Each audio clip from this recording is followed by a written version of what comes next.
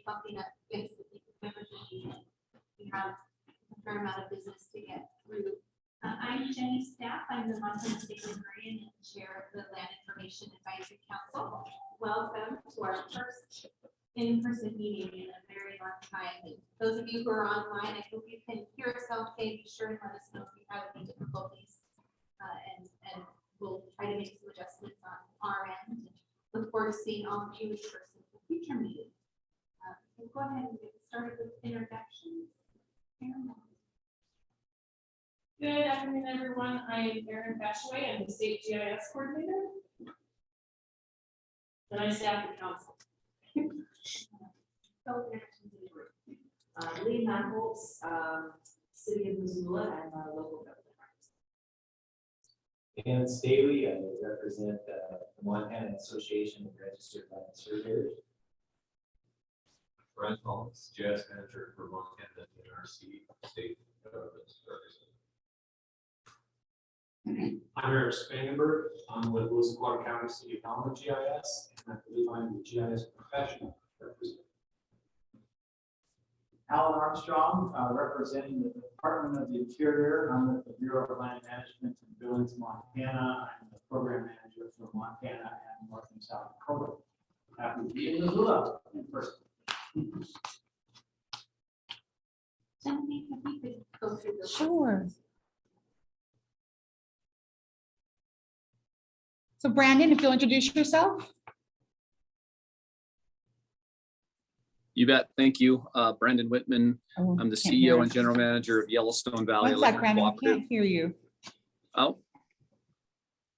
I unmuted. Still can't hear me?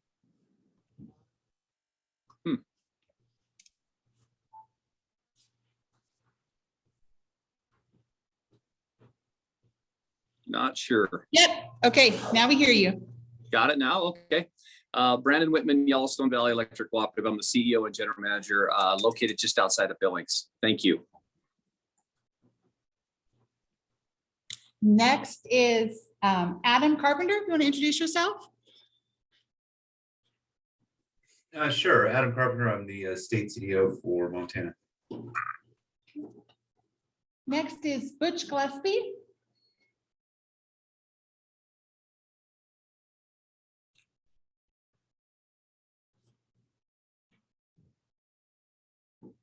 Butch, you're muted.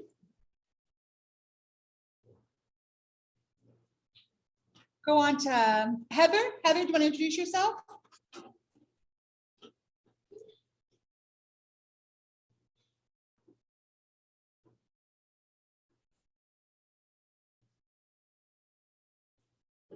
Let's go to Ken Miller. Hello, this is Ken Miller, Valley County GIS Department in Hamilton, Montana. And then we have Kevin Loberg.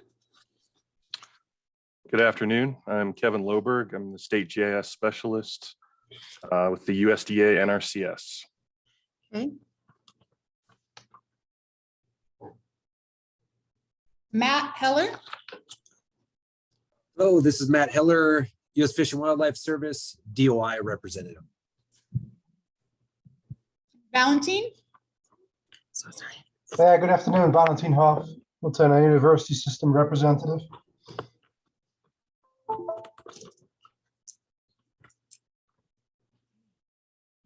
think I got everyone. Anyone I missed?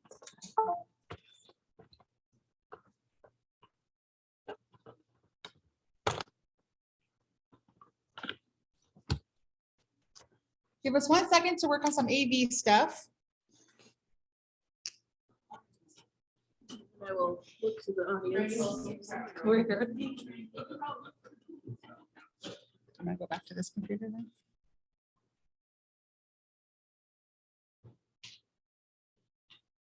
Did you hit something? I don't know.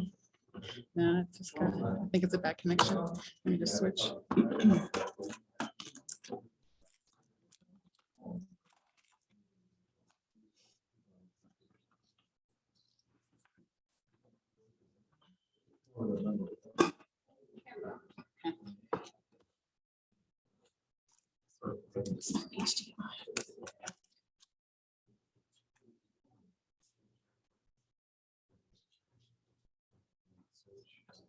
right. Right here.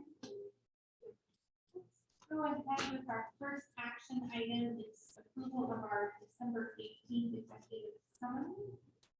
Corrections or additions to the executive summary.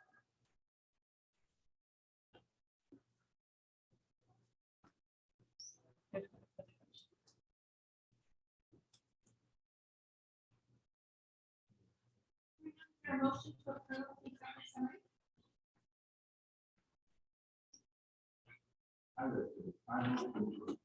Is there a second? I'll second. All in favor, please say aye. Aye. Any opposed? Any abstentions?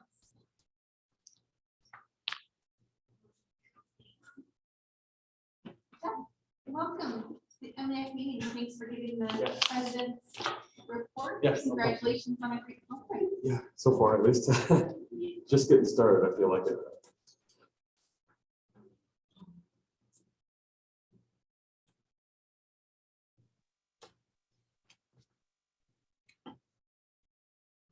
Appreciate everyone being here in person, and I guess those that could make it online, welcome to our conference. And thanks for having a council meeting here. It's good to see the integrations between MAGIP and MLA. So hope to continue that in the future with you all. So. One second. Okay, just go ahead and go on that slide. Okay. Okay, so around the Thanksgiving holiday, our conference committee really started to ramp up the planning process and progressively increased until now. The theme for our conference this year is Better Together. We opened registration in February and had a full agenda announced by mid-March. And our numbers are higher than we certainly anticipated, given the concerns of the rise of COVID last fall. Number of registrations is well over 175 right now, which is slightly on par, a little bit below than our total registration number last time we met in 2019. So I'm very happy with that, to be honest. So, there were 87 individuals that registered for the workshops, with some of them being duplicates. I think it ended up being over 125 for workshops over the last couple of days. There's 14 total workshops being offered over Monday and Tuesday, and we kind of changed the format of the conference just slightly too, so that number probably is a little bit down, but we decided to have some of our content start kind of Tuesday afternoon instead of workshops go all the way through Tuesday. So you will notice that change this year. We recruited 18 exhibitors to sponsor our event from all over the region, including our platinum sponsor, water and environmental technologies from Butte. So they're all set up out there, obviously, and they'll be here through Thursday. So yeah, feel free to please visit the exhibitors. Our conference is not possible without them. So we have nearly 50 concurrent sessions spread throughout 7 track topics, starting Wednesday tomorrow morning, and that'll run through Thursday afternoon. Well, actually, coming up to the lunch hour, we're going to do something different during our lunch. On Thursday, we're doing these roundtable discussions or knowledge sharing topics. So we have four of those topics this year: LiDAR, addressing, local government. What's the last one? UAS. Thank you so much. We had a networking meetup last night at the Imagination Brewing. It was a fantastic turnout, to be honest. There was about 50 or 60 of us there. We packed that brewery in pretty good. It's a small brewery. So the exhibitor showcase is going to be held this evening out there in the atrium. So please join us for that if you have time. There also will be a poster and web map presentations being held during that time as well. An awards banquet is going to be happening tomorrow evening, where we'll be handing out the GIS Professional Livability Award to someone very worthy of it. So encourage you all to attend that. And then we'll also be announcing the poster and web app contest winners. And Rob All is actually going to be announcing this year's MAGIP scholarship and grant recipients. So we're excited for that. Go ahead and hit the next slide.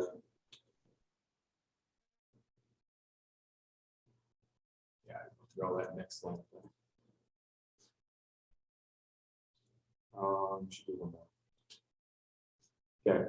Upcoming MAGIP elections this spring. We have 3 openings on the board. Vice president, which is a 3-year commitment, is vice president, president, house president. Conference liaison, which that position's fairly new. When we amended our bylaws the last time, that position kind of coordinates the planning effort for our annual conference, but it's really the key piece between our conference committee and the board. And then the third position is the member development chair, which is kind of a hybrid of the professional development, what used to be the professional development chair. And those are both 2-year terms. Also included on this year's ballot, go ahead and vote. Also included on this year's election ballot is going to be a couple of revisions to the bylaws members to vote on. The main revision being that reinstating the Mla representative voting privileges on the board. The last revisions kind of wouldn't say revoked that, but kind of just changed the language of that and made it a non-voting position. So we're going to reinstate that. I think all of us on our board, as well as the councils, in favor of that. So I think it's good to continue that collaboration on both MAGIP and Mla. Go to the next slide.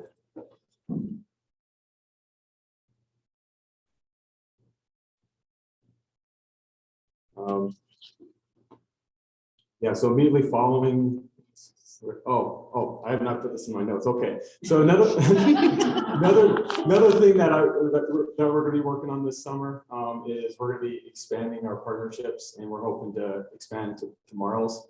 And I think we talked about swapping, offering them space at our conference in exchange for one at their conference. So we're going to be talking more about that this coming summer, and hopefully have a proposal tomorrow's for that. Next slide.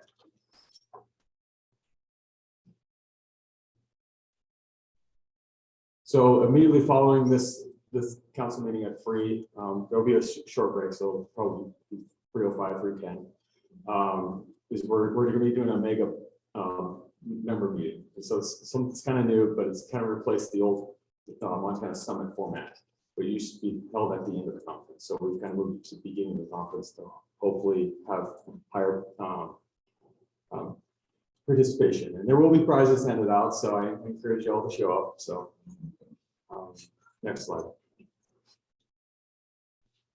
And then I also would like to invite you to next year's conference, which is going to be in Bozeman with the Grand Tree in April 3rd through the 6th. So that wraps up, unless anyone has any questions. Questions like that? Jeff, I just want to say thank you for considering the bylaws change. Yes. That's been an important topic of conversation for this council. And really appreciate sort of the reciprocal nature of that relationship. So thanks so much. Yeah. Okay. All right. Thanks for your time, everyone. All right. Aaron.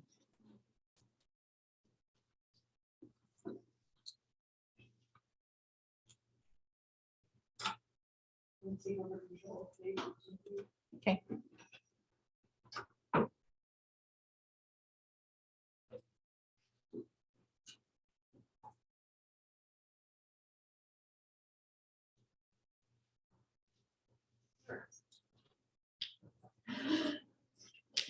You just never know. Okay, thanks everyone for joining us today. I'd like to welcome all the folks joining us in the audience. It's nice to see your faces or meet you for the first time.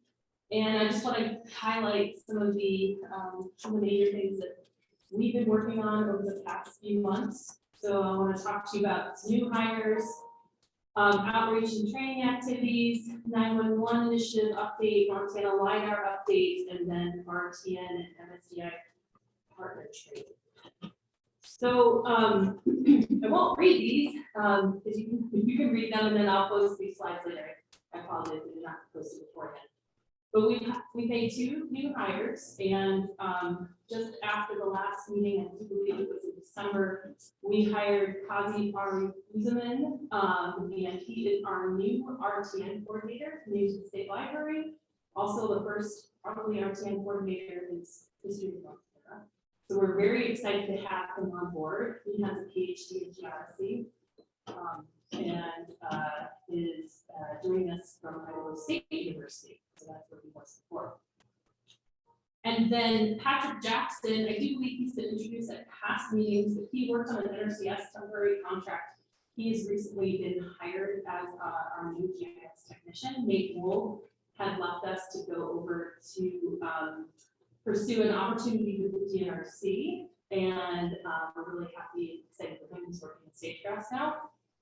But Patrick is joining us, and we're just really thrilled to get him permanently.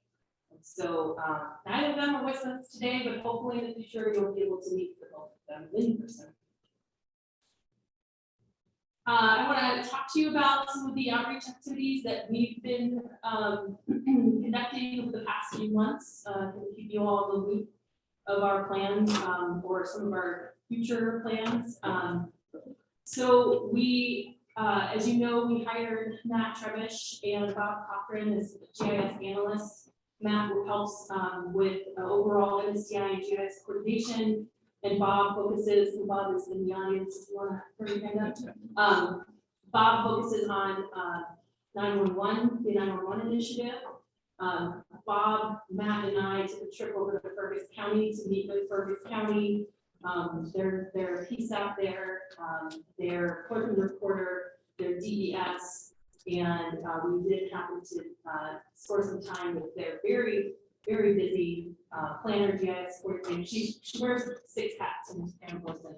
So we're happy to be able to meet with them. Fergus County is currently a MLA grantee, and we're helping them wrap up their Board of Ed grants, and then just trying to get out on the road and meet new faces and I guess reinvigorate relationships.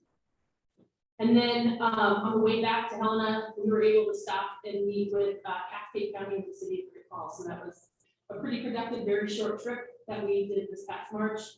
And then on the way down from Whitefish, because Matt Trebish is out of Whitefish, he was able to meet with Lake County and the Confederated Salish tribes. And then on the way back, he was able to meet with Monterey County. Now that we're all back in session and able to meet with folks and have conferences again, we're obviously here at the MAGIP annual conference, Big Sky GeoCon. I've also attended the MACO mid-year conference that was in Billings back in February. And Jeff Edstrom attended Marls, and then I also attended the District mid-year conference in Milwaukee in February. And again, like I said, we were able to meet with 2 grantees, Monterey County and Fergus County, and that's going to be part of our future work, is to make sure we are able to schedule and site visits with all grantees moving forward. And then with land and water information, this is some of the work that Troy and his group was doing with the drought status and outlook for MDT Drought Task Force in March. Water info update for the water policy interim committee. That was something that Troy and Kevin had attended in March. And then again, some 911 visits. Michael Fashaway and Bob Cochran were able to get down to the Silver Bowl and meet with them regarding some of the new working initiatives that I'll touch on briefly later. And then Michael and Bob will present on later at the conference. And then we've got Jeff going out and talking about Geospatial with Park County, City of Livingston, City of Bozeman, and Municipal and City of Belgrade. So only in the first quarter, and we're still able to get a lot of visits in. So I'm pretty excited about being able to get out there and talk with our folks. Here's some of the training activities that we've completed in the past couple months as well. We had the grant training with Amla Fund, a grant writing training that we hosted. We haven't been able to do that in a few years. Really excited about that. That was taught by Janet Cornish. Most of you know, used to be on the council, and and was a longtime member of MAGIP. And then we are going to be having a second round of training for grantees. Mla in project management, and Janet will also teach that class as well. And in December, the Natural Heritage Program holds a annual partners training meeting at our training event. And I don't know if you've ever attended that meeting. It's a wealth of information. And some of our employees were able to do some training on the Lumber Digital Atlas and our other resources that we have available. And then Troy and Megan have been working on, Troy Blanford and Megan Burns have been working on some NRCS brown bags. And those are listed there for part of some of our contract work with the NRCS. Okay. Here's some of the updates for the GIS data initiative. I would say that I would highly recommend attending the presentations that Bob and Michael will be giving later in the week. But I think the biggest thing to announce, and I know it's been sent out in emails and other variety of communication, is that we've awarded the contract to One Spatial for a cloud-based validation tool. We're very excited about it. I think it's really going to be great for the state and our partnership with local government and being able to validate the data against the next gen standards. So we're very excited about that. And Montana LiDAR update. Troy has been working very hard to help find new partners to collect the rest of the state. We are still open for business. So if you guys have funding and you would like to partner, please contact myself or Troy.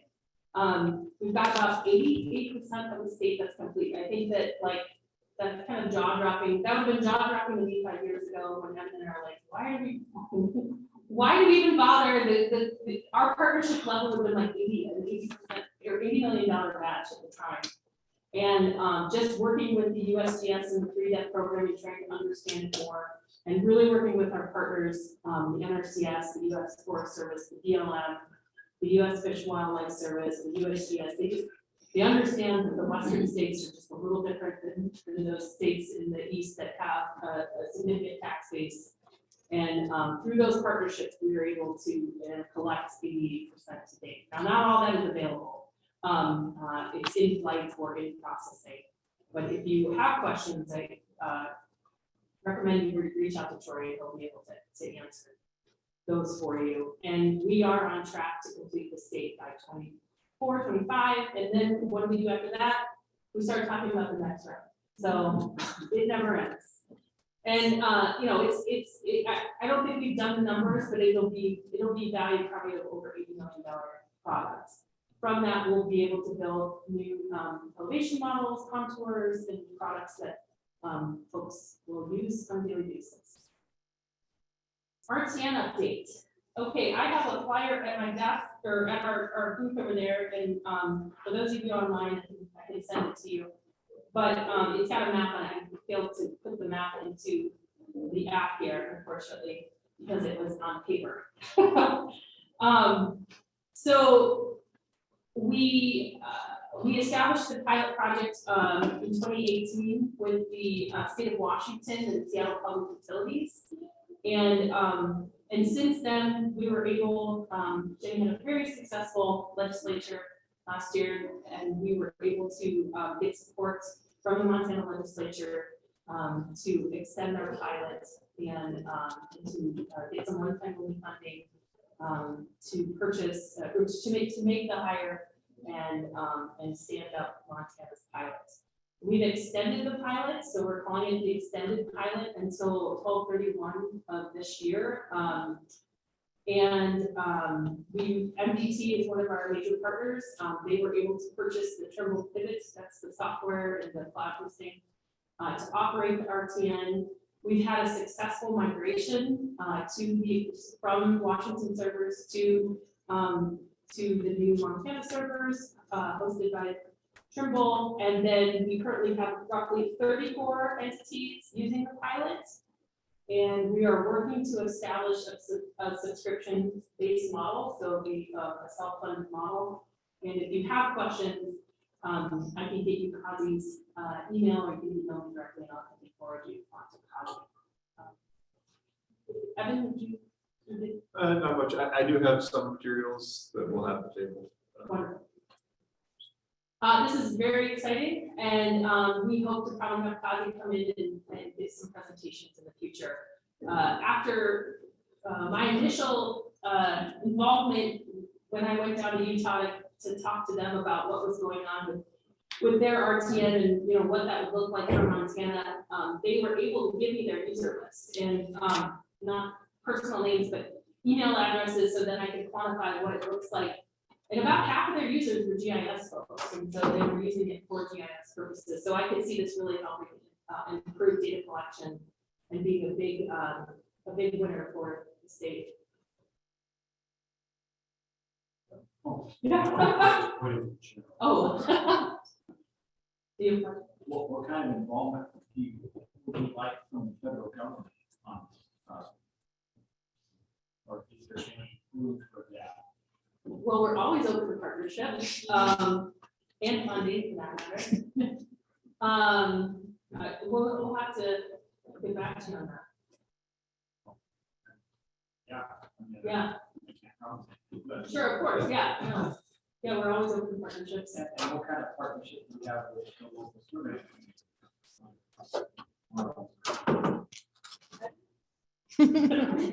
Is this working? Yeah. It's been an interesting relationship with the feds. I don't mean that in a bad way.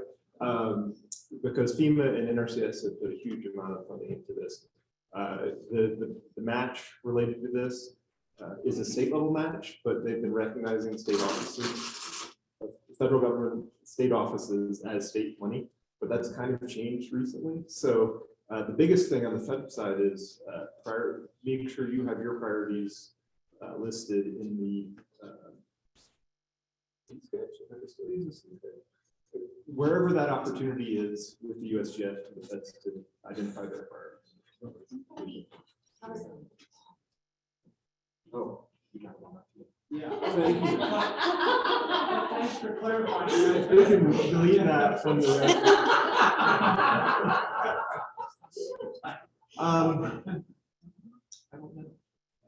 I guess, some of the immediate next steps, as Aaron said, we want to create a governing model for the RTN that will include some kind of subscription-based program to help fund the ongoing maintenance of the Moshine network.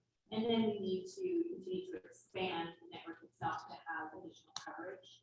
So especially for the BLM, there may be some partner around areas of the state that are more rural that might benefit the BLM more so than other programs. So that's one thing for us to talk about. And then two, I think council is going to be involved in helping us to really endorse a governing model. Some questions that I have, for example, are if you're contributing stations or managing stations that the Department of Transportation is, what does that mean for a subscription that you might support? Might there be different kinds of models depending on whether or not you're just the user, whether you're contributing stations or contributing costs in other ways? And so I want the council to be involved in those decisions, and also then thinking about where we can continue to find new partners and expand the network itself. I think whereas the surveyors go, I can tell you that we've been involved in the initial establishment of the stations.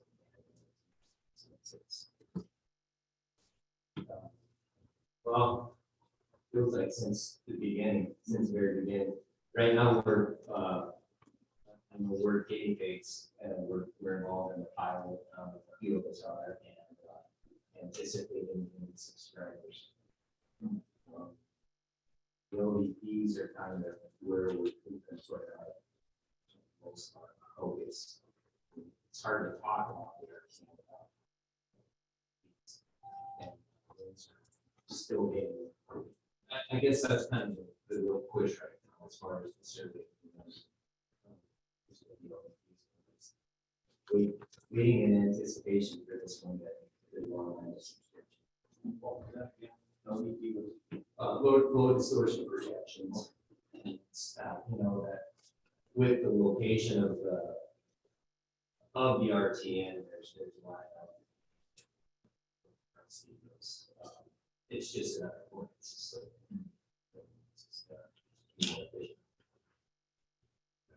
I'll just simply add that something that you, the feds, but really anyone that is interested, probably the best thing is to use it. Right now, this extended pilot is as in the pilot, there's free access. You have to sign on for the subscription. We do have a limited number of users, but if we reach that point, we'll deal with it. So we want to get people to use it, see what it's useful for, whether it's you guys have your own surveyors or you're contracting, and let the surveyors you work with know that this is available and you think it might be useful. Try it out. Let us know. Yeah, I don't know if we're in a business of putting any of these in place across the US. I think it's not complicated. If that's a possibility.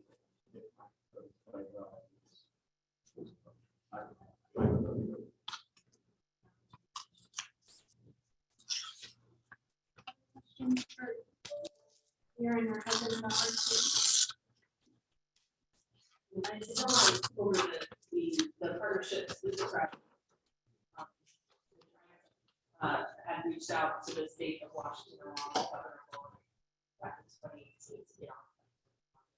All the work that Wally Gladstone has put into it. It's remarkable feats.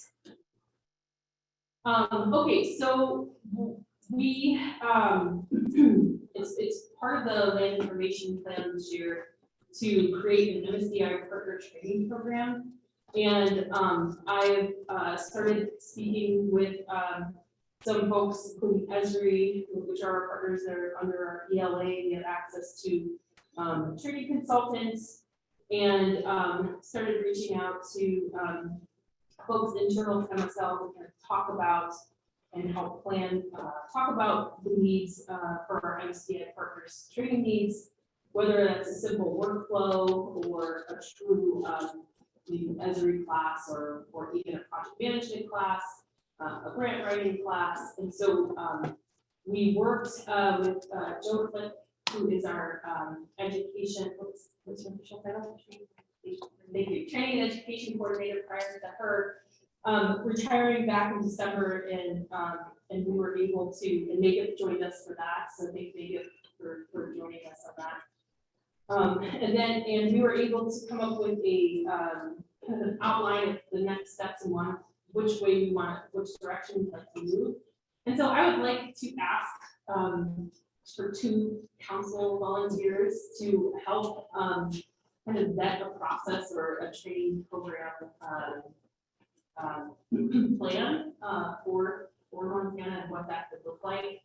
And so you don't have to volunteer now, of course I would take the volunteers, of course. And then I would probably going to reach out to some local government partners as well, to be a part of that group. And I would assume that it would include some sort of needs assessment and interacting with our MSDIP needs as well to understand what their needs are and what they're seeing as perhaps some training opportunities that are needed. Just some recent sessions I've had are database training, workflow training. It ranges across the board. And so we would like to support our partners by offering trainings that we might conduct ourselves as GIS professionals, or we might look to hire other folks to do. So I'm asking for that. So if anyone's interested, you can email me or let me know now or this week. I'd really appreciate it. And I'd like to have something probably figured over the next, before the next, probably by the end of this week. And I just wanted to take a minute. I saw that Coley Bartow has joined us. Coley is our new education and training coordinator. So she will be working with Aaron to help support this group to understand what outcomes we want to see from the kind of training curriculum that Aaron is describing, so that we can have the kind of impact that we want to have with the partner training program. So Coley, so glad that you can join us today. great to listen in. Great to see some of you again. And I've officially been booted.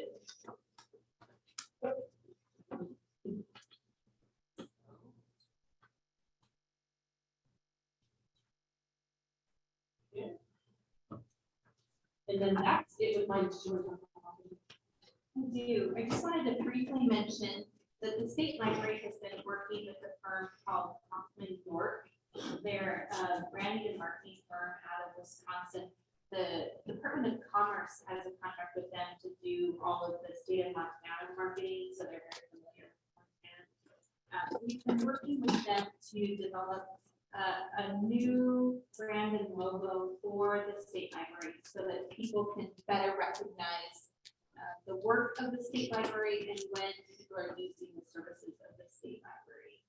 They've done some interviews with people and surveys with local governments and compiled a lot of really valuable information about some of the challenges that the state library faces in terms of having people recognize when they're using our services so that the state library gets the necessary recognition for that work, and are compiling that information into both a new logo for the state library and then from that into a major marketing campaign that will commence this summer ahead of the next legislative session. So we are very close to revealing what that new brand is going to look like. We're going to host a staff retreat in just about a month, and we're going to do a big reveal for our staff first at that retreat, and then you'll be seeing a lot of swag and new branding for all of our applications and resources. We're pretty excited to share all that.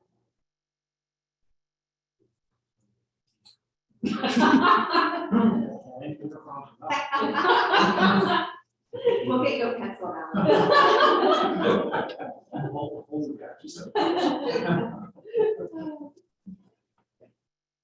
Any other questions for Aaron? Any questions online?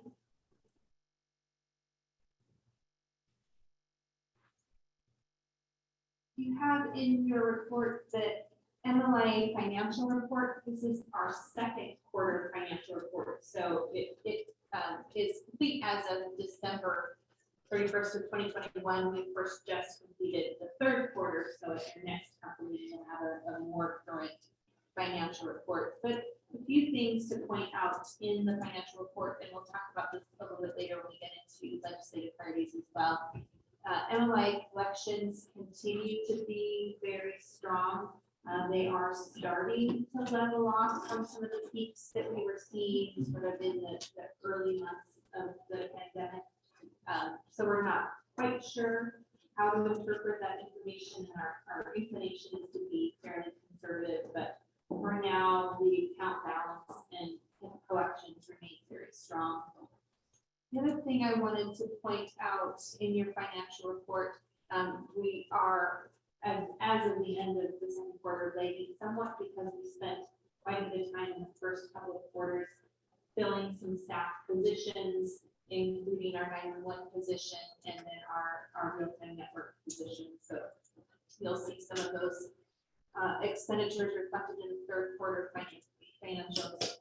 And then I think most importantly for the council, as of the end of the second quarter, we have not seen a lot of grant activity from the current grants that have been awarded. So you won't see any expenditures in those grant categories. That is largely, again, due to the pandemic and people starting to focus more on those kinds of grant activities after a lull due to the pandemic. So we're starting to see some receipts and requests for that kind of reimbursement, but it was very slow through the first couple of quarters of this year. That's very typical. Usually it's, you get a lot of requests at the end for reimbursement. Any questions about the financial report?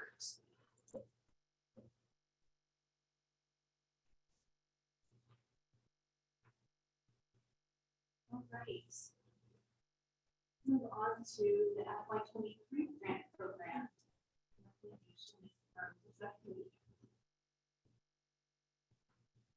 We had a good meeting, productive meeting, and the way that we usually approach the grant ranking process is we all, on our own time, read through the grants and do the online ranking, and then get together as a committee and we get just a bit, there was a little bit of tweaking that went on with our meeting, but not too much. And we have some really good applications this year. And I think, Aaron, correct me if I'm wrong, but I think this is maybe the first year that we had more asks than we had funding for, which is a really good problem to have. That's about it.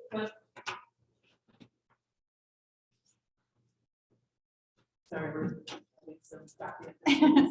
That's later on. Yeah, I think that summarizes it well. And the 8 grants currently total 283,000, and we have budgeted 250,000 this year. And so if you will scroll to the next. Let's see, I apologize.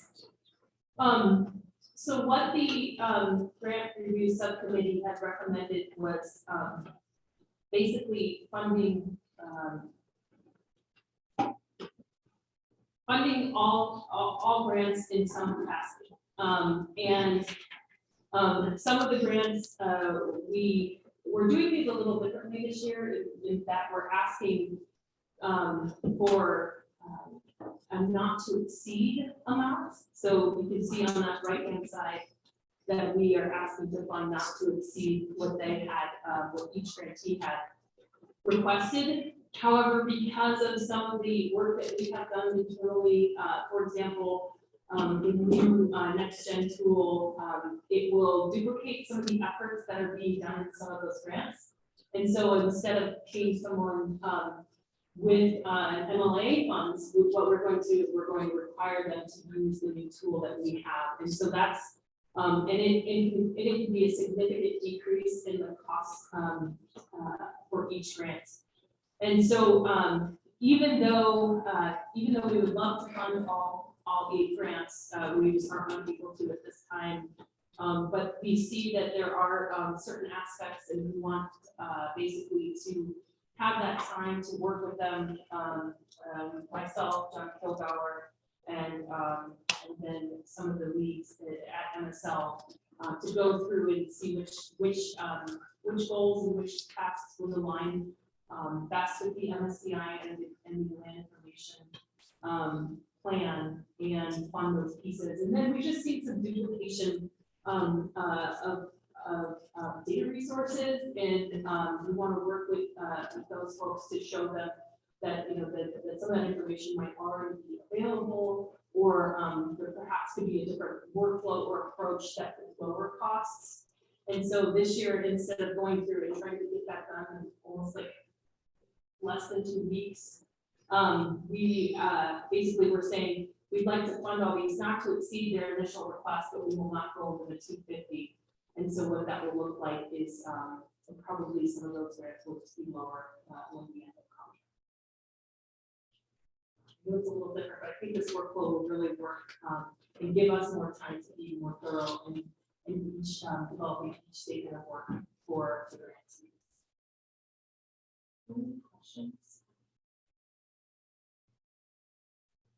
I'd like to thank Dan and our grants team, so Valentine, Matt, Brandy, Brian, Dan, Mike Osmond.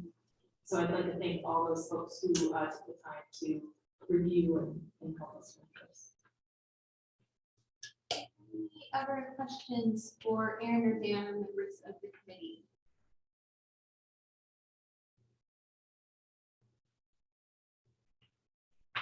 So again, the request is that the council endorse the recommendation from the subcommittee and make that recommendation to the full state library commission that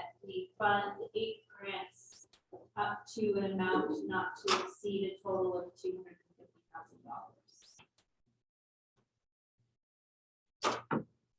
Is there a motion to that effect?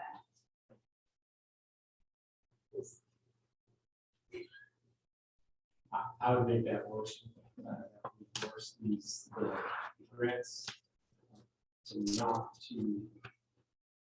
You see what you said to me, that budget of not to exceed the 250K. So.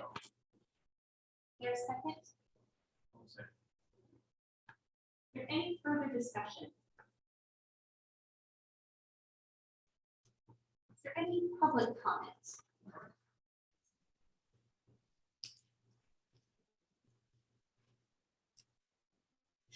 All those in favor of the motion, please say aye. Aye. Aye. Aye. Anyone opposed? Any abstentions? Just for the council's information, the next meeting of the State Library Commission is next Wednesday, April 13th. And so this will be an agenda item on their agenda, and then at that point we can formally announce the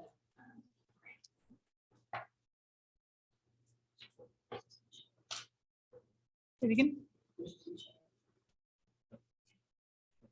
I'd say that you did a great job of making sure a lot of different organizations are aware of the grants between MAGO commission, MAGO and the county commissioners asking us, and then county planners reaching out to us, and I found myself explaining numerous occasions that we've been successful grant recipients in the past, but we didn't find that for this year. So I commend you on getting the news out. It seems more and more.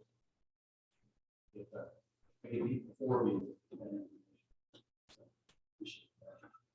I really thank you for saying that. Sometimes it's, you know, we send it out there to the universe and it's like, is anyone reading our emails and announcements? Because what Dan had mentioned, we haven't had a full request in a few years. And I really think it had to do with me not being able to get out and just talk to people about the opportunity. And so, but Genevieve has helped us implement Gov Delivery. And so we're starting to utilize that tool and you know, specialized lists that people can choose to get certain updates about, and we'll probably do some sort of training on that in the future. But we've been blasting as much as we can. So thank you, Mayor. Yeah, I think it was a county commissioner NACO that had a county planner, via whatever their professional organization. And then just recently, I think some of them were clerk in the quarters office. She had seen something, it must have gone to that group. So there's at least those 3 separate individual groups that received that order. And that's not even speaking to what our grants are. I think she saw it as well. So they're part of the fourth.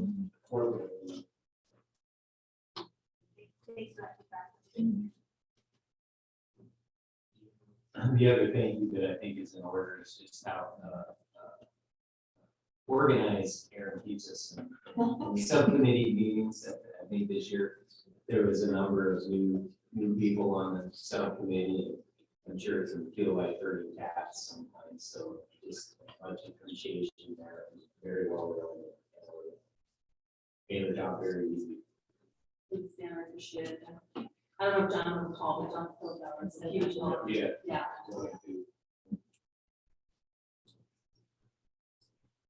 All right, well, thank you for that action. We're going to move on to an overview and report on our GIS coordination strategic plan. This is something that we've been working on for quite a while now, and we're very glad to welcome our friends from Geo to share an overview of the process and outcomes of the GIS coordination strategic plan.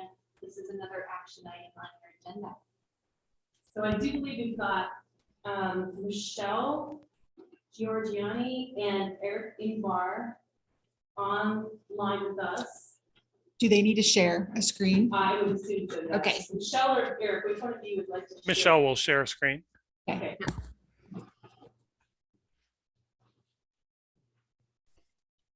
I need to be given the powers. Just got it. There you go. Thank you. Uh-huh.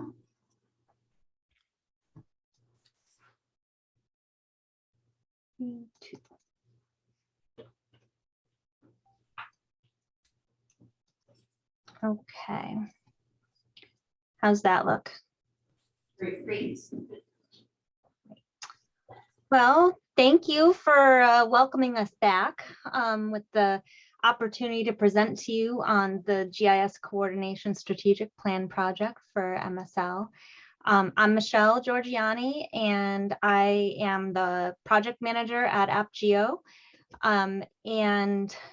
With me is Eric Ingbar, and he's been a primary performer on the project, and we have a number of other teammates that have been working with us on the project as well, but today you just have me and Eric presenting to you. And Eric, did you want to say anything or introduce yourself? Nope, thanks. I'm happy to just be a performer. Primary performer. Okay.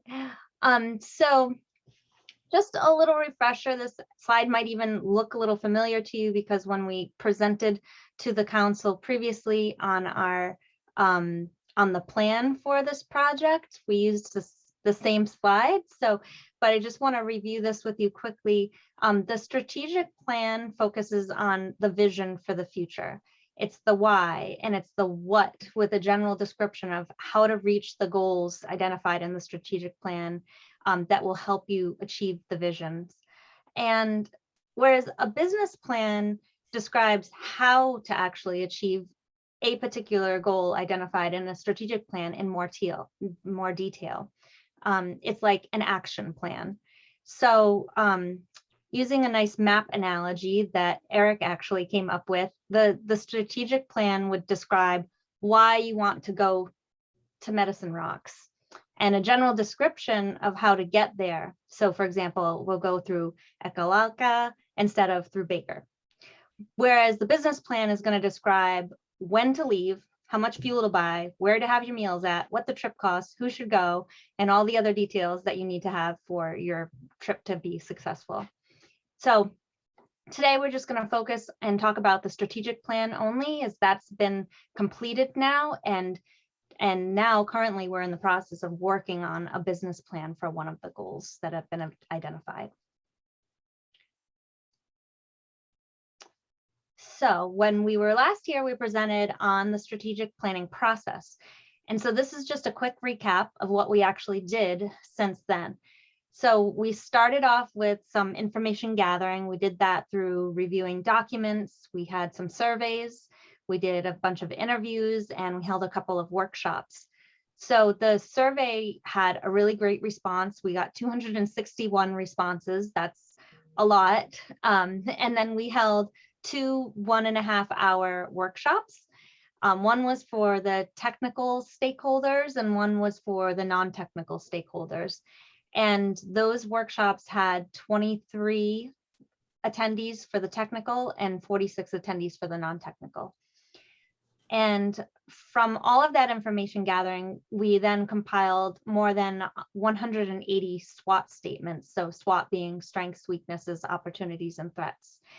And that raw list of SWOT statements, we carefully reviewed that for common elements, and then we grouped those into broader, more general SWOT statements. And those SWOT statements really formed the basis of the initial goals and recommendations that we developed. Then our team, AppGeo, and the MSL project team worked together quite a bit to refine the initial goals and recommendations and develop the draft plan. And that ultimately yielded the final strategic plan. Thanks, Michelle. So one of the sort of cornerstones of strategic planning is a vision, and Michelle showed it in the earlier slide. Where do you want to be in 2026? Where do you want to be in 2032? So forth. And really with the help of MSL, the strategic plan contains this vision. it's really a foundation of the plan. But it emphasizes, to my mind, something important about GIS and land information, that its value is always lies in what it's used for, in its usefulness. It has to meet some need.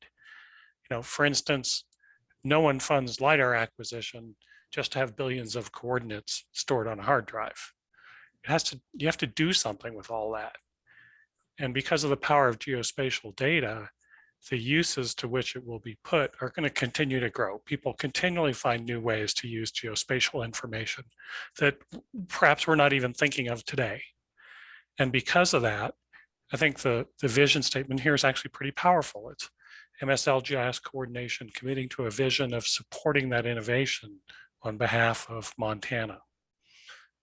So that's really the vision that MSL gave to us as ultimately their strategic vision. Next slide, thanks, Michelle.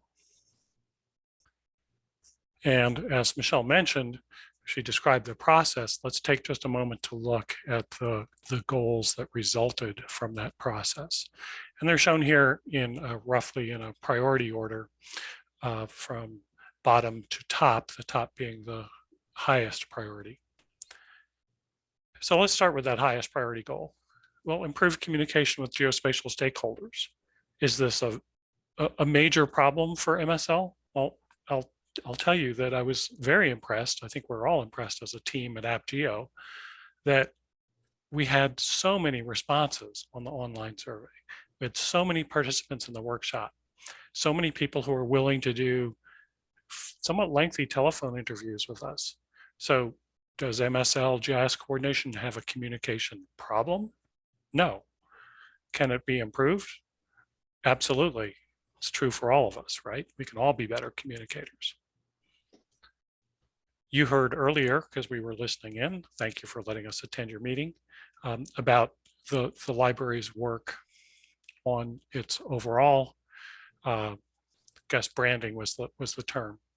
This is really sort of an appropriate time to think about that and to include this as in the strategic goal too. It sort of nestles in there.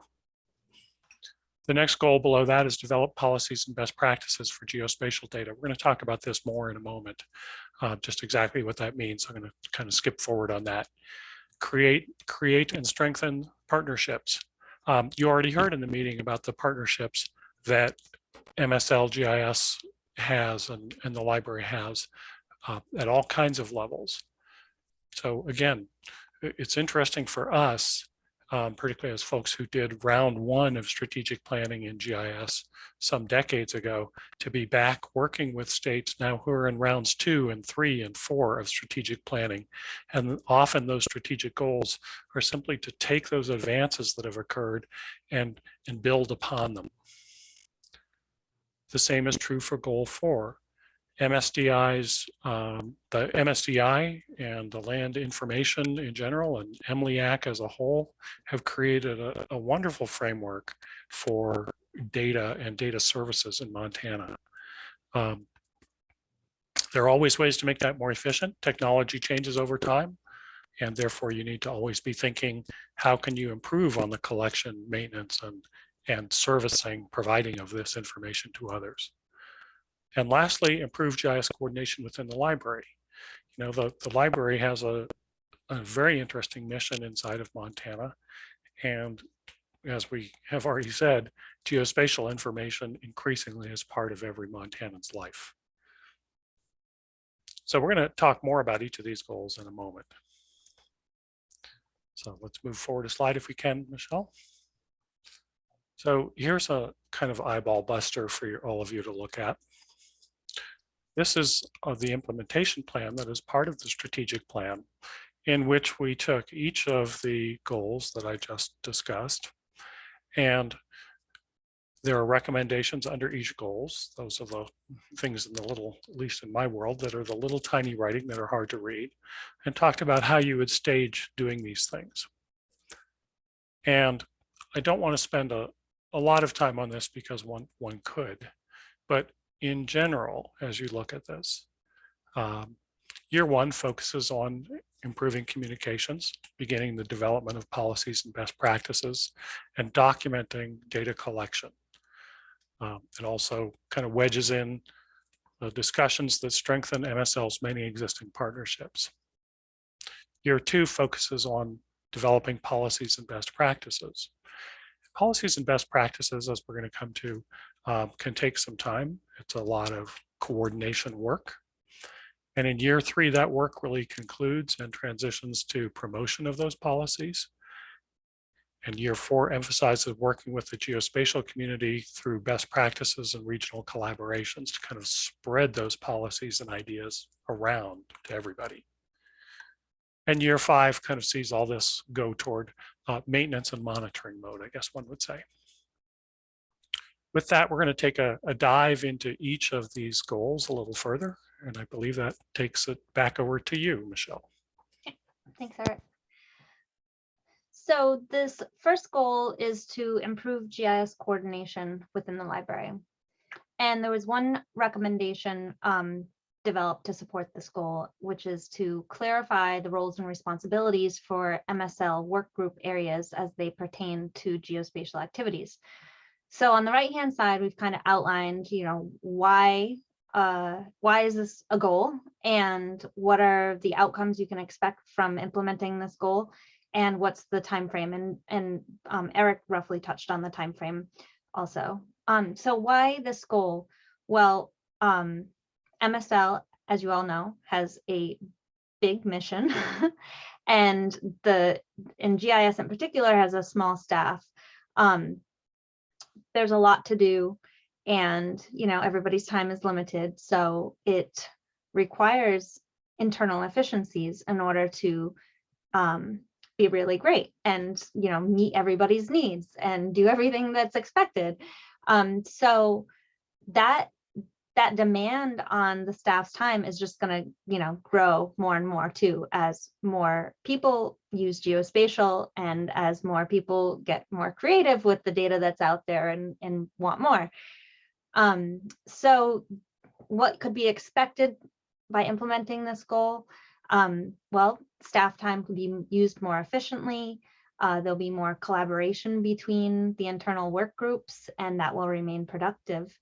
And we see this as an ongoing activity. It's not just like a once and done thing. In the timeline, you may have seen that it kind of like starts and stops and starts and stops throughout. And that's because we are recommending to go back and assess this annually. The second goal is to— Michelle, can you kill your video per Aaron's request? Sorry, the call quality is not great. Oh, sure. Just kill your camera rather, not your screen share, please. Okay. Sorry to interrupt you. No problem. Should I go back and repeat? Did you hear it, what I was saying? You were clear to me, but I'll let folks in the room answer. Okay. Seems to be better. Okay. Okay, so on goal 2, the goal is to improve communication with geospatial stakeholders. And there were 3 recommendations that came out of this goal that will help MSL achieve the goal. So the first recommendation is to create and execute on a formal communications plan for GIS activities in the library. And the second recommendation is to reorganize the library's GIS web content to make it easier to discover and use. And finally, define incoming communication pathways for support requests and public inquiries. So this first recommendation, 2.1, is actually the subject of the business plan that we're currently working on right now. So why would we need to have, why would we have recommended this goal? Well, not to mention what we've heard from the community and through all our information gathering, but good coordination relies on communication, of course. Everybody has to communicate in order to coordinate, and one is not done without the other.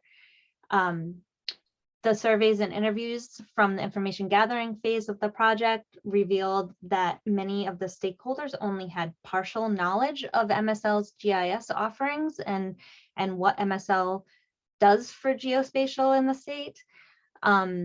And additionally, it's the library's mission as a library to disseminate knowledge.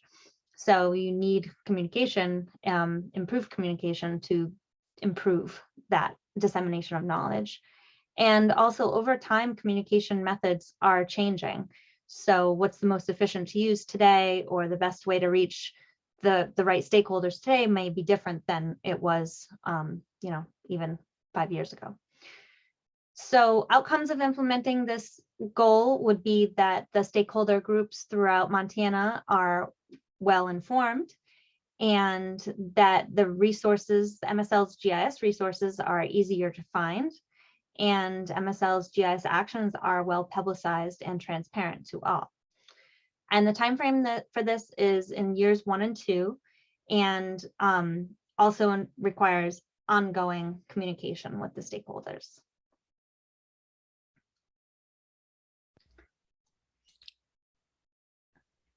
Okay, next slide, please. Thank you.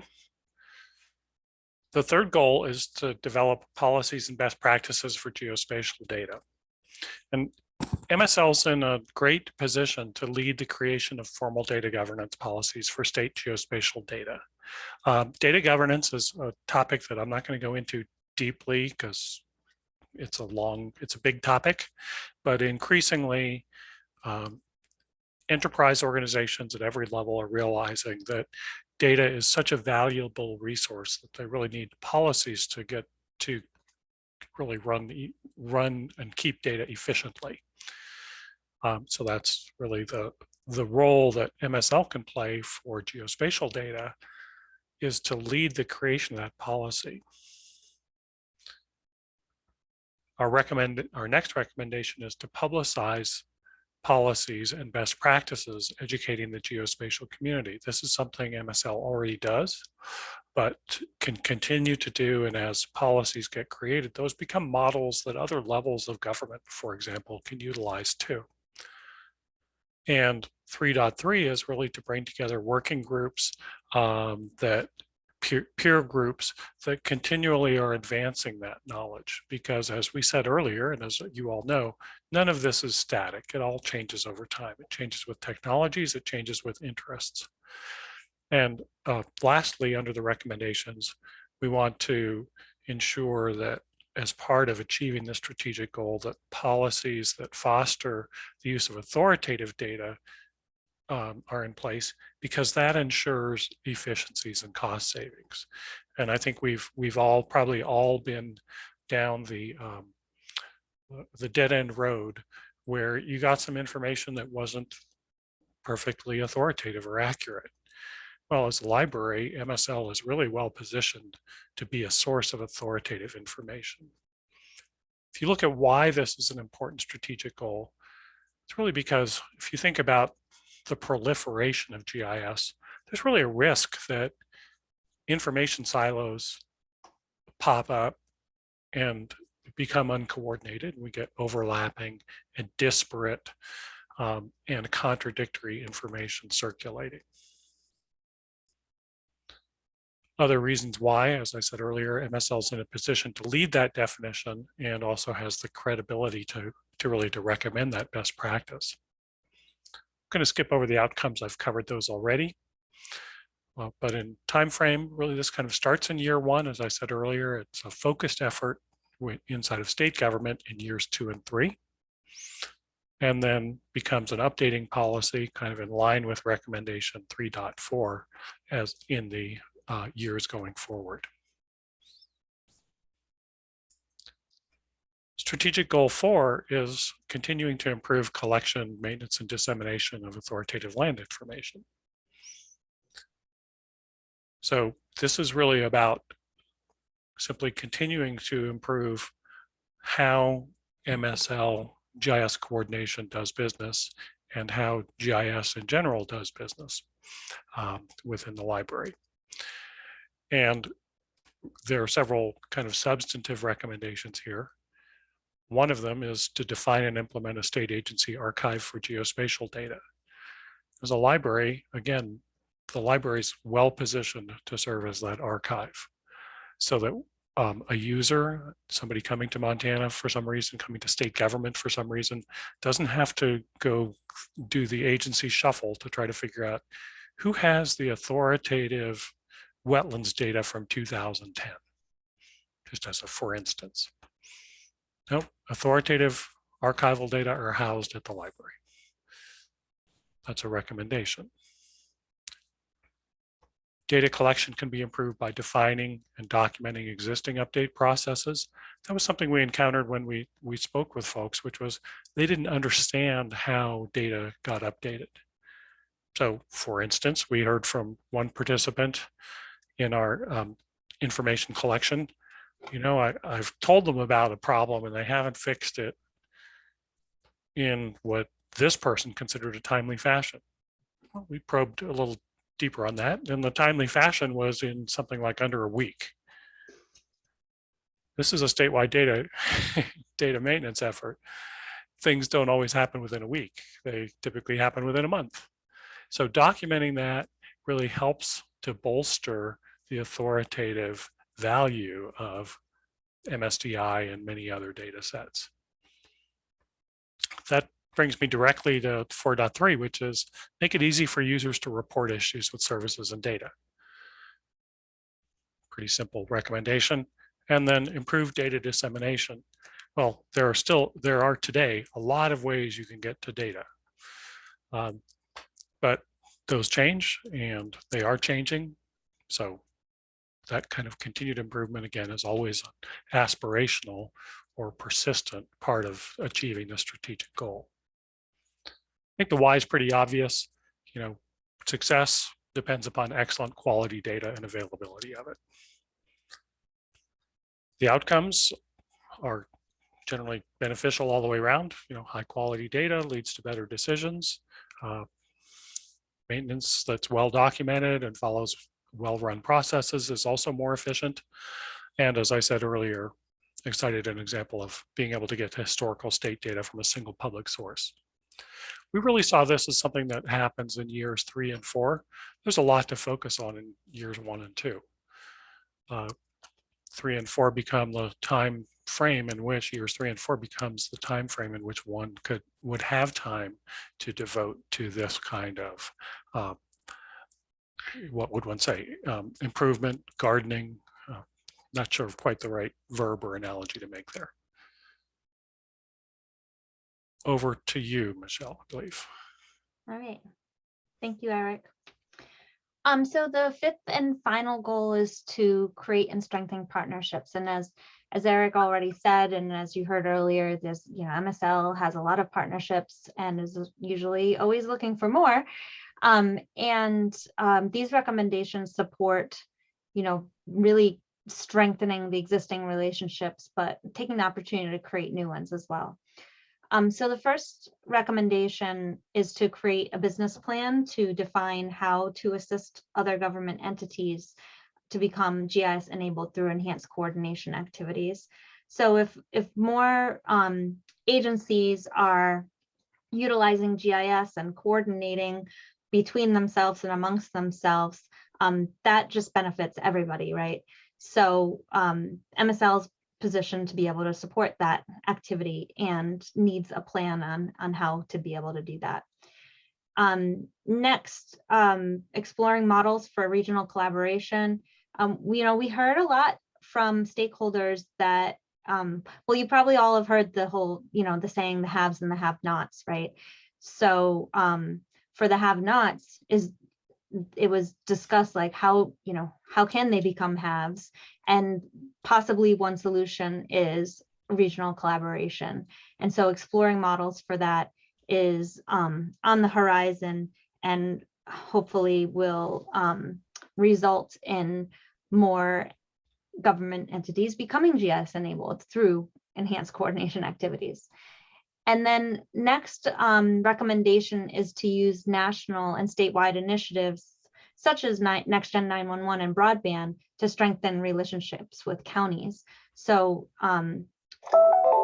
for instance, with Next Gen 911, MSL GIS really collaborates and coordinates with PSAPs and the county commissioners and such, and that just bolsters the relationship that's being built there, and also adds to their understanding of the value that GIS brings, and opens up opportunities for more coordination and collaboration on other initiatives.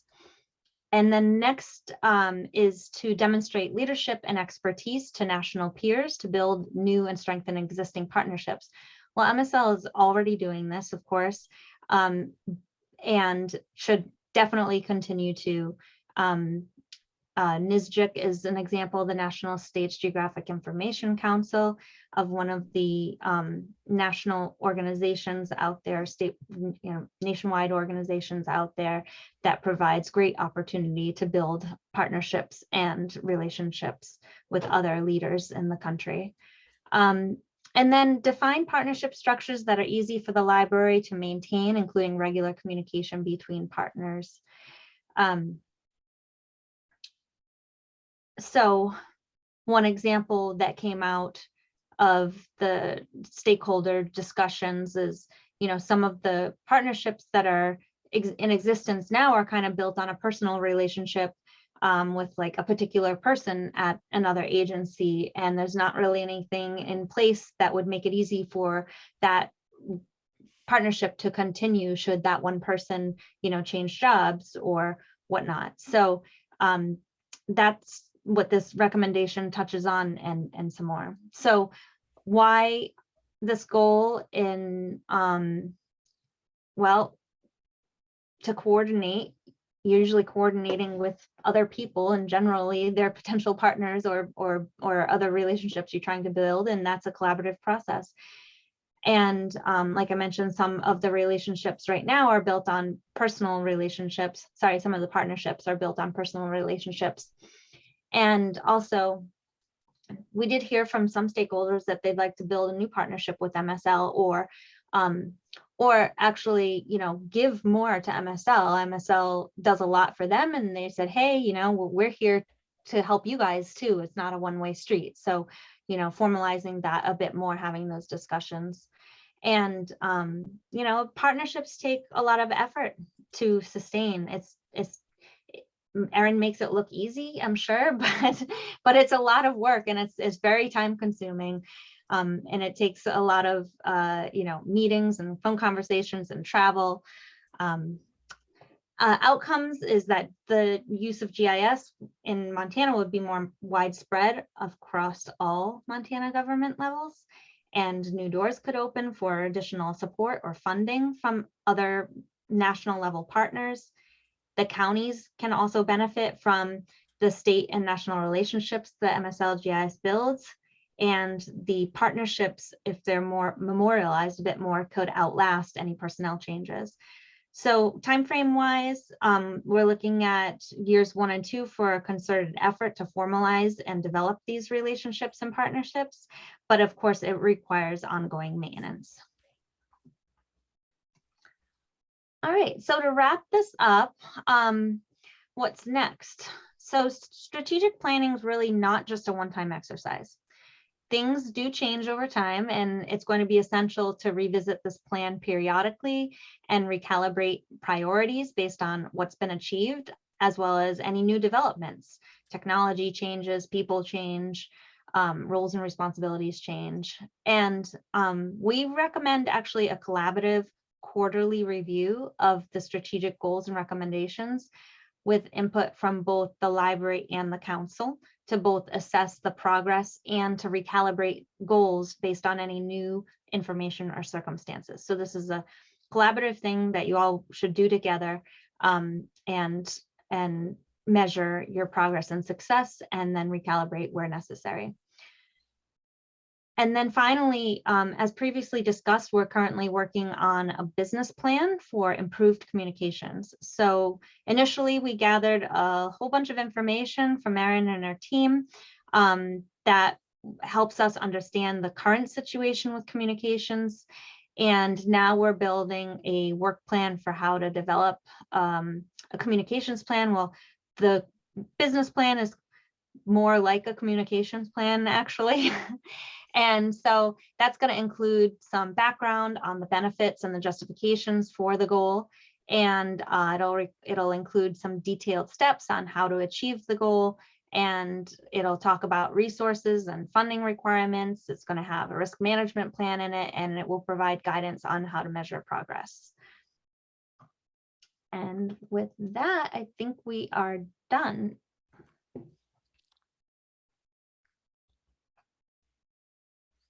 We would entertain any questions you may have.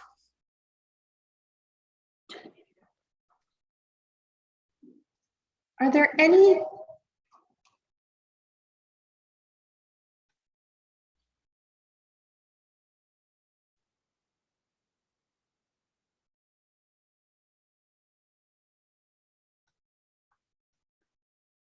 I don't know if I lost audio, but I heard, Are there any?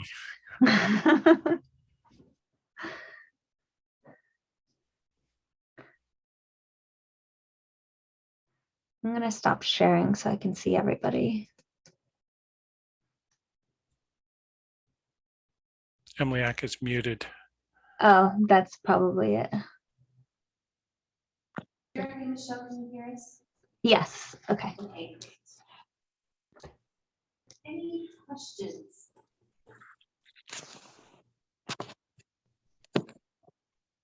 This slide deck, Ginger? Yes. And the appendices. Yeah. Oh, hers, no, I'm sorry. The plan is, hers is not, but I can get that from her and post it. I'll post it tomorrow to Aspen. You guys can access it. Is that what you have? What was it? Right, what's posted is the actual plan with all the appendices that go into detail about the process, the development plan. If that slide deck, keep that from that too. Yeah. Incorporated the meeting materials that would be useful. Okay. Yeah. Yeah, I can definitely send over the slide deck after this. Is there a motion from the council to endorse the GIS information strategic plan? I motion to endorse the AppGeo GIS. Is there a second? Brian?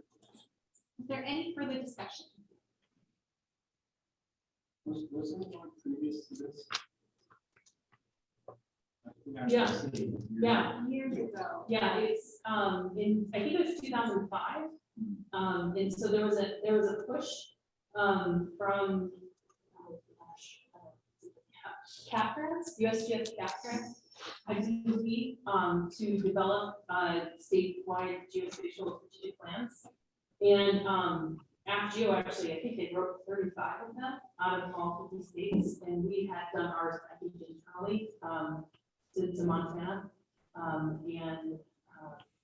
Anyway, so we did have one. It's extremely updated. I think it was 2005 to 11. There was like a one-pager update, maybe in 12. And initially, when I was speaking with my colleagues from MISGIC, other coordinators and GIOs, and was kind of telling them sometimes I feel like it's spinning my wheels, and they, had suggested exploring this route, which is obviously needed. So. No, I think it's good to have one, and it's good to have one that's new and dusted off, up to date. Just a word of caution, I've been in the ones, and a lot of them turn into fancy wall art.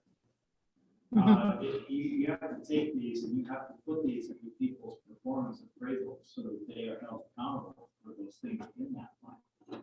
Somebody needs to oversee this. I don't know who that is going to be.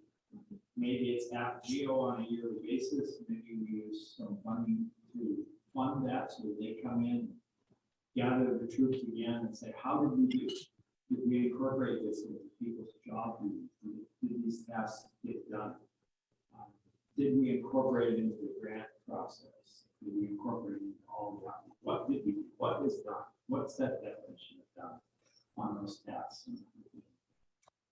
So, once we start this, the ball doesn't stop. This is only the beginning. I just hope that the library has in their thoughts to put this into people's jobs.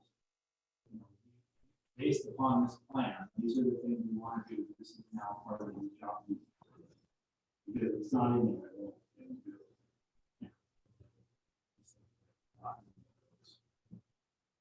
Yeah, 10 years. Why do you think that? So just a caution, we've been through a lot of these, seen a lot of them fail. And without that champion or a project manager, without that leader, and I don't know who that's gonna be, you know? Who's gonna lead this truck? Is it Geo? Is it someone internal? Without that momentum, you know, it's gotta be in that job description because that person may lead. The person you hire needs to know. No, I couldn't agree more, Alan. One of the things I want all of you to know about the state library is that we are very outcome driven. And so I really appreciate that Geo identified specific outcomes for all of the goals so that we can say, as we are accomplishing this, as we are working on this, these are the expected outcomes that we anticipate seeing. And if we're not seeing those outcomes, then we need to reevaluate and course correct. And also, like Michelle and Eric were saying, this is a high level strategic plan. And there will be more concrete action plans to come from this, like the communications plan that is being developed that actually puts the plan into action. But like you said, you know, it's incumbent on the state library staff to carry out the coordination activities that implement the plan. You know, the objectives related to policies and standards is a goal that is specific to this council, and we need to have conversations with this council about what the council's responsibilities are to be looking at various GIS data standards and also implementing the state archive, that is one of the recommendations. Those are all the priorities that we bring back to all of you and have you help us. So, you know, by adopting this plan, so the next step, again, is for this plan for the commission, for their kind of people. And then it does get incorporated into our plans and their parents' leadership and Evan's leadership and my leadership. We take the responsibilities very seriously. Well, I'm sure you, and it's our job to question. It's like, hey, is this following the plan? You know, we make discussion, have motions and such. Or, you know, we'll come back, we should. Well, we should always come back and say, does this follow the plan? How does this follow? Yeah. And one of the most important ways to do that is when you're looking at the annual land plan, using that land plan and the goals of the land plan as a tool to say, how are the land plan goals advancing our GIS coordination work? We'll continue to have it as a standard.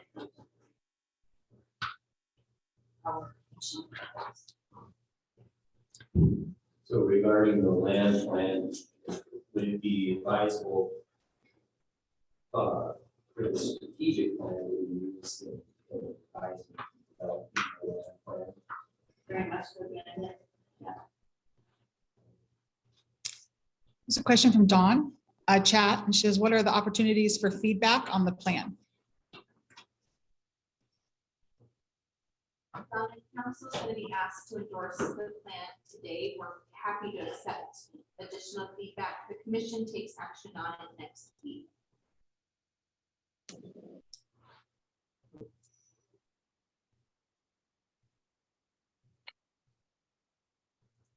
Any other questions or discussion?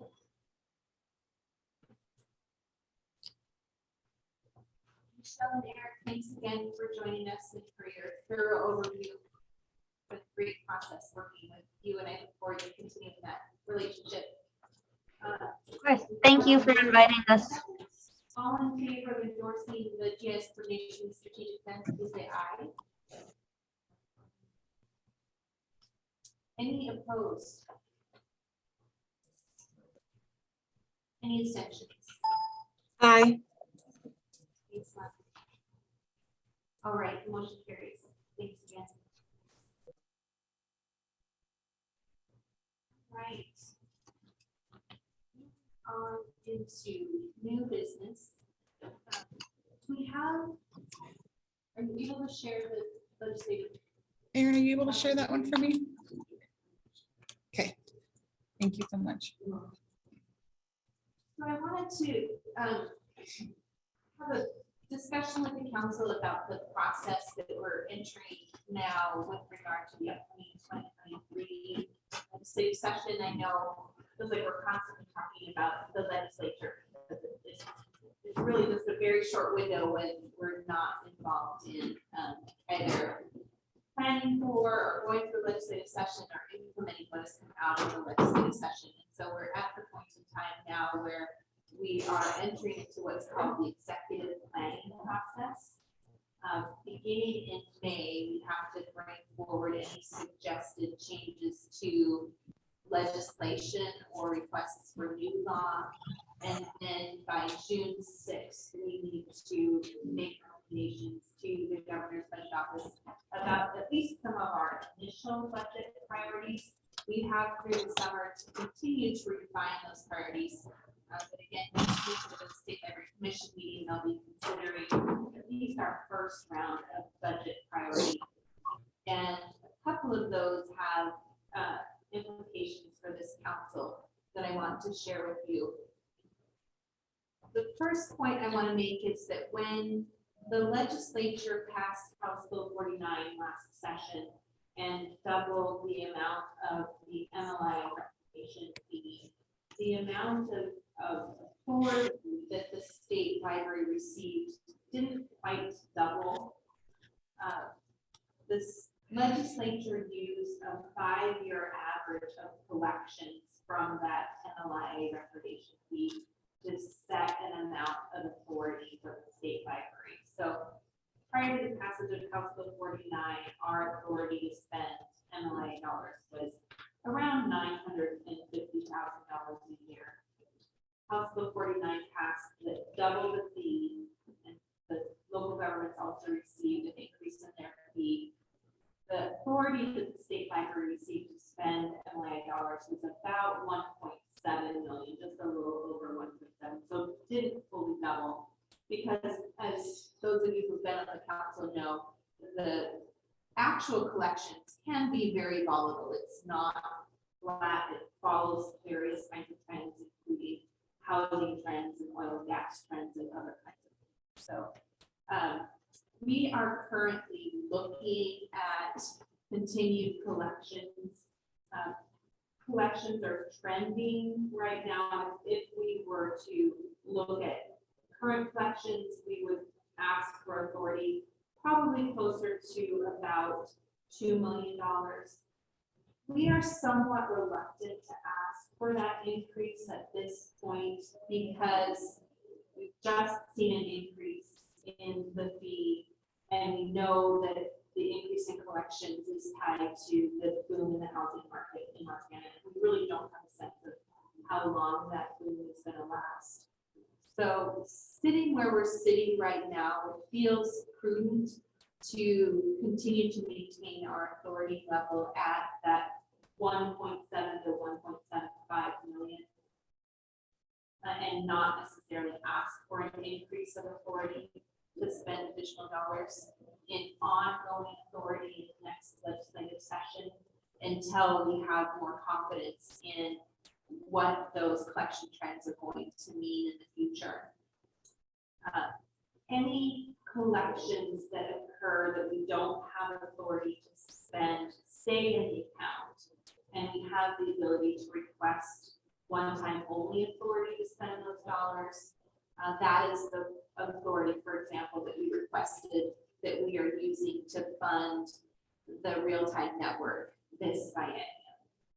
And so our intent would be to let any funds accumulate in that account, maintain the spending authority level that we currently have, and in the 2025 legislative session, if we have better information and better confidence in what those collections look like, potentially ask for increased ongoing spending authority in that year. This year, we know we have an additional cash balance, and so we want to ask for one-time only authority to continue to help support the Montana real-time network as we develop and implement the self-funded model for that. And we think that's something that will get good support from the legislature, as we saw in the last legislative session. We also need to ask for authority to spend any subscriptions that we collect to help support that self-funded model. That's a separate legislative ask that we seek.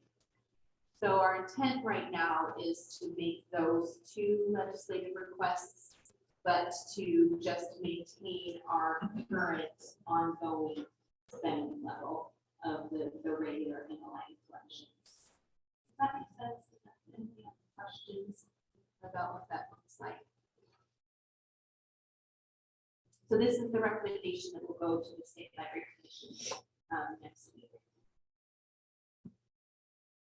After 5 years, that period of wait would be over and everything would be at the income level that it's supposed to be, right? It's not like they're reappropriating those funds. They're staying there, but they're actually banking off of that and using it somewhere else. So, but it's kind of like a loan. I mean, you're gonna get it, but it's not really there. It is really there. Let me reassure you that the dollars are really there. We just don't have authority to spend to get cash, actual cash in the bank. And then we get authority to spend that cash. What actually is being deposited. It is staying deposited. Yeah, exactly. We have sort of a checking account, our ongoing operations, and anything in excess of what we need gets put into essentially a savings account. That savings account is invested with the board of investments. We just don't have authority to spend those dollars. When cash collections don't come in at a level that's anticipated, we still then have authority so we can withdraw from that savings account and spend to make sure that we have funding to fund our grants and operations. We just don't have the level of confidence that collections are going to sustain at the level that we've seen them this last couple of years to go in and ask for an increase in authority. And I hope in the next couple of years, as we see what housing trends look like coming out of the pandemic, that we can have better confidence in the fact that that increase may be sustained to the level that we would ask for ongoing authority. We can always ask for one-time authority to make sure we're not accumulating funds beyond our ability to use those funds wisely. Does that help? Yeah. Okay. Any other questions about this process? So this is a discussion. The legislature this last session created what are called interim budget committees. There's always been interim committees in the legislature that meet. This last session, they created interim budget committees. And so state agencies are presenting to our budget committees quarterly. And that's been a great opportunity for us to talk to them about implementation of the 911 program and implementation of the real-time network and our GIS coordination activities that are funded through the House Bill 49. So it's been really, really positive for us. And I don't anticipate that these will be any kind of significant issues going forward into the legislative session. I would characterize these as sort of housekeeping budgetary requests.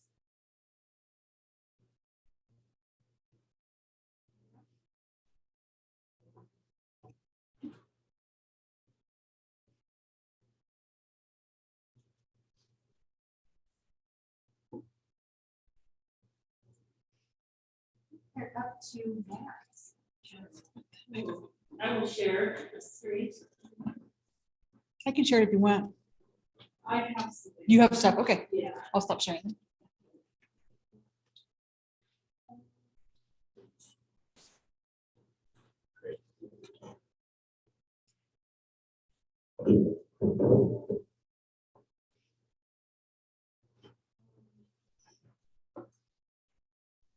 Do you want to go ahead and start? Do you want me to give the background? Oh, I'll give it a shot. Okay. Good afternoon, Council. My name is Matt Trevish. I'm a GIS analyst with the library. I'm going to discuss with you Department of the Interior Secretarial Order 3404. It's in your meeting packet notes discussing the removal of SQUA from federal usage. This federal order actually applies to roughly 650 names that are across the United States. And it basically constructs a task force of 13 members, basically all in the federal government, to effectively take those names, find candidate names for replacement, and to expedite their renaming from what they were to a proposed name. This is in contrast to the current process that's in place, that's currently overseen by the Bureau of Geographic Names, which is they work in, they're under the Secretary or the Department of the Interior, under the Secretary there. And effectively, that's a slow moving process, and there's quite a backlog of these kinds of names, and that's what really prompted this secretarial order to come out from Secretary Howland. And effectively what it is, like I said, it's a task force that has a very abbreviated timeline. And effectively, once the task force was created, and the order was issued on November 17th last year, 60 days were given for the task force to be, after the task force was created, 60 days were given to basically give candidate names to the 650 across the nation names. After that period, and this is also an announcement in your meeting notes materials, there's a 30-day period given, and the deadline for that 30-day comment period would be April 24th of this year. So effectively, there is a federal place to submit your comments for these names. And Montana is very lucky; we only have 2 names. I think they actually are both in the Flathead National Forest. They're both in this near the Salish Range, in the Sylvia Lake USGS quadrangle, and we're fortunate. We only have a couple to deal with here, but they're going to be after the comment period. There's going to be a 90-day period in which the task force that's been established, these 13 members, will review the comments. They will take those in mind and give those proposals to the Bureau of Geographic Names, and then at that point, once delivered to the BGN, they're going to have 60 days to act on those recommendations and give a decision whether to accept those names or not. Again, only 2 names in the state of Montana, and this will roughly be executed by the end of September of this coming year. What's interesting, though, that there's a companion order called the DOI Order 3405. And 3405 is somewhat interesting, and this is not your meeting notes because this is kind of nebulous. It hasn't really been, nothing's been executed yet. That's a 17-member task force, and it has not been constructed. No timelines have been given, but that will be a more broad mechanism to change derogatory names in the United States in federal lands. And that is, once we find out more about what's going on with that order, we'll of course update you. But that is something that is, these companion orders are basically established, or both of these orders were established to effectively go a little faster than the BGN would handle their naming process, which would be, it's basically a proactive process where someone has to propose a new name. It's they do things one at a time, and there's a tremendous backlog there. So this is their way of handling that, and hopefully our comment period is and what we've shown on our page, and I know we've had a release with the MSL to give opportunity to comment at least on the few names in Montana, but we are aware of the upcoming order, the other order that's coming up, and finding ways to manage how they're going to perform their work. That said, can I answer any questions?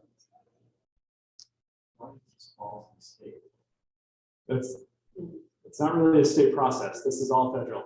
We're simply announcing it's the process, but we have our comment period is the same as the public's. So you're not taking on another additional role? Absolutely not. Okay. No, but we are starting to review the geographic names SCI layer and how we will handle the geographic needs advisory position. That's basically been our plan. So we'll be reviewing that. If anything, you've read the papers recently from this order, and some of the other things that have been proposed. Certain areas of the state that have gained some press. I get a lot of requests for changes for names, and we just have to, put it on hold, and it's not our priority because of the lack of having that person to do that role. But I mentioned it to Brian Collins with the DNRC about discussing the geographic needs advisor role, what that looks like moving forward. It's originally placed with the DNRC back in the 50s. Just kind of trying to understand it, because there's a lot of documents. Jerry's no longer around. When you have those key personnel leave, you have to sort through things to try to understand where that role should be held in the state. And in our state, we learned that, it was just one person doing that role. So it was Jerry. And he would ask for feedback. But in other states, they actually have a council or they have a board. And we kind of tossed that idea, and I think had, discussions with the council, if that's something that we could consider. And so I think it's now that, it's becoming a little more pressing, it's getting a lot of press, I guess you could say. It's something that you just speak about. I'm starting to get a lot more involved in this tonight. We've got several on the table with work. So I know who the federal council is. It's all Yeah, and there's really two roles. There's the names advisor, that was the official title, and then there's also just the MCI geographic names feed itself, and that's kind of just been put on the back burner as well. It's very important moving forward. And a lot of the things that Troy works on. So we have to talk about how we're going to reiterate that as well. Thanks, Matt. Any other questions? Any questions online for Matt?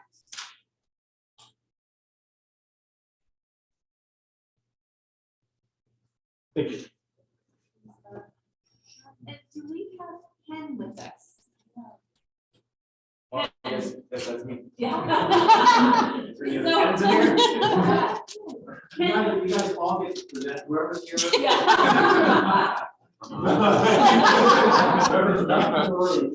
That's why they all left. We didn't get the memo. So I would like to introduce or reintroduce Ken Bixby to you all. We had received some emails recently, and I was very happy to hear of his new position, and he's been working with Troy. He is the BIA Regional Geospatial Coordinator. And he called me the other day, and we had a really good conversation about how we can coordinate together. And I'm just very excited to have Ken in this role. And so I asked him if he'd like some time to talk to the council, and he said yes, of course. And so here we are. Hi, everyone. I came up, I just wanted to see my face, my name. I've been in the government for 18 years, and I started in forestry fire and worked my way all the way through land titles and record as a cartographer. So I got well experience in the federal side of it, and I also did fire. So I got my professional on that end as well. So about 2 years ago, I was actually on the national user group when we had this group called it was BOGS, which stands for the Branch of Geospatial Support. They're the ones that oversee our DLA license, and they also oversee our trainings. Well, they were also doing our parcel information, all our lands transactions that were occurring. Well, the head of the BIA pulled that and said, no, there's too much funding going on, too many contractors, not enough federal employees. So that's where all the funds were going. So they said, we need to reorganize this. Well, who got involved in reorganize is the users, the GIS users. So they went to each BIA region and pulled the users, and I was one of them that volunteered because I wanted to have a say in this. And so I got a chance to actually build these positions. And when they built these positions, that's what we wanted, is the number one thing is to be a coordinator. To coordinate within our region, coordinate with the state, coordinate with counties, and that's our number one job. And not just that, the other one was build an actual strategic plan. BIA has never built a strategic plan ever. It's everybody does their own silo data, right? They do their own thing. Well, we as BIA, it's a smaller government, so we built it together, and there was 12 of us. So there's 12 RDCs that are coming together and building this data up. And we just finished our strategic plan. We call it the GIP, which is the Geographic Integration Plan, which is we call it integration because that's what it is. It's integration with the state, integration with the county, integration with the other government, BLM, BOR. BLM is huge with us with their land because they oversee the land.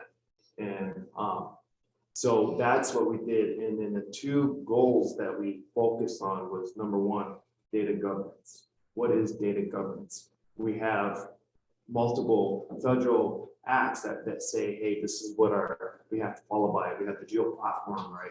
So we follow the geo platform, and now we have an enterprise too that follows that platform.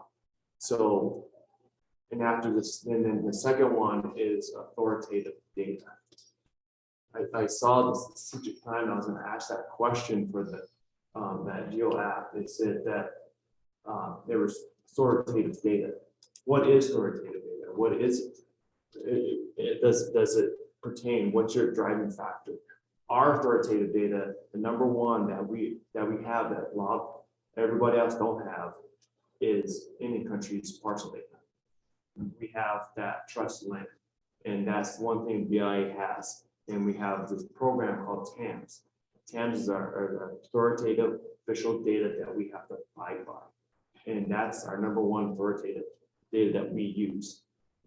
With the coordination with the state, we use a lot of PLSS. And that's how we use our mapping. So when I was in land titles and records, I did a lot of meets and bounds, a lot of encumbrances, did all that using the PLSS. And I told Aaron, I said, I've been on a lot of the GIS websites in the state, Montana state and the Wyoming state, because we oversee Wyoming as well, got the best. I'm not saying that just because you're here. I said it from everyone on the call. You know, and it's true because of that coordination that you guys do together. And that's what BIA wants to do. And that's why I'm here, is I want to coordinate. I want to work together. And with that one, it just came up. Got the person for you to talk to. Because I don't oversee the Flathead Reservation, right? It's out of our region, but I have an RGC that does, and I can give you that. That's what I'm here for. That's what we need to do, and also I'm here to coordinate with the tribes. So, got a name, got a face, and that's what we want. We never had that. We never. Again, I repeat that because it's important. GIS, I think GIS is part of the one thing that we all can have in common and we all get along with.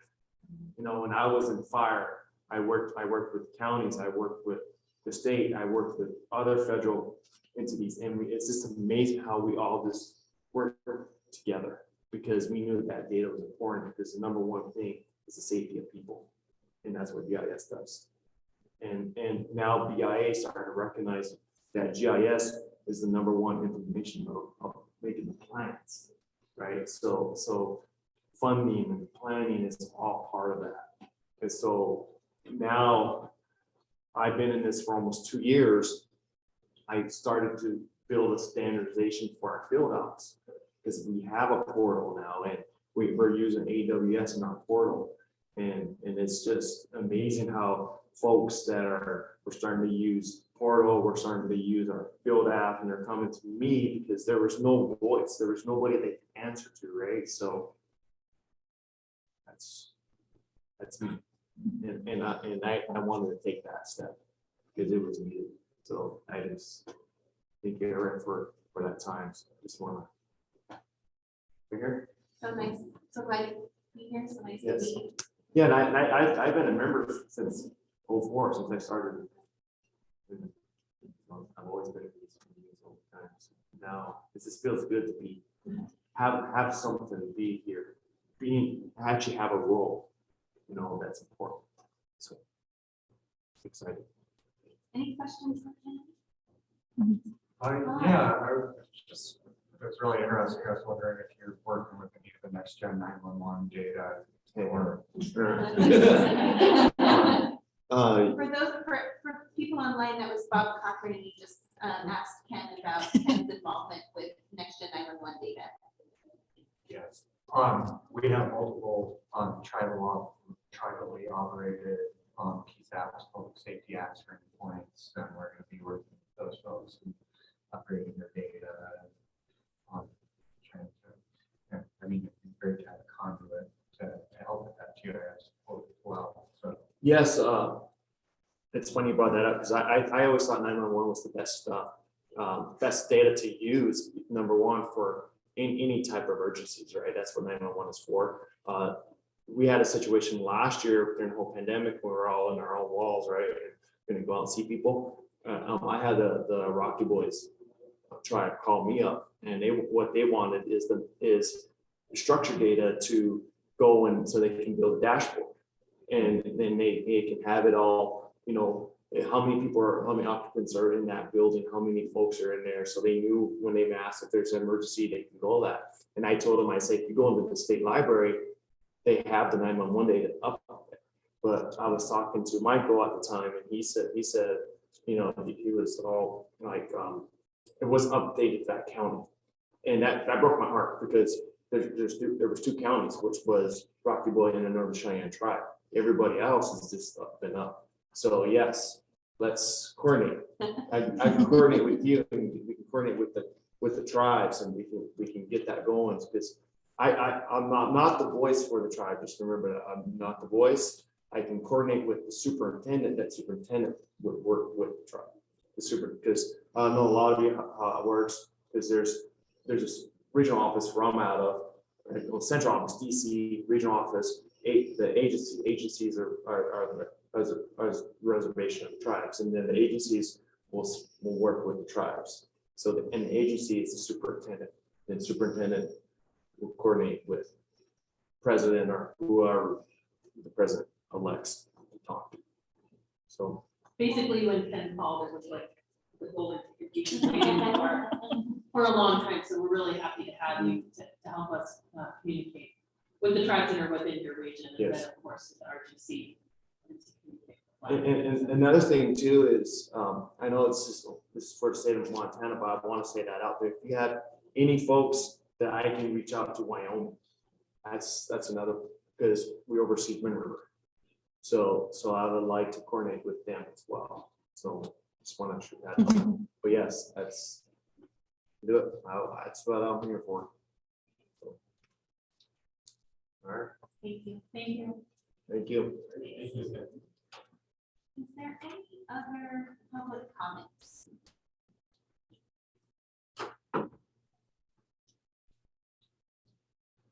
Any other public comments? Hearing none, is there a motion to adjourn?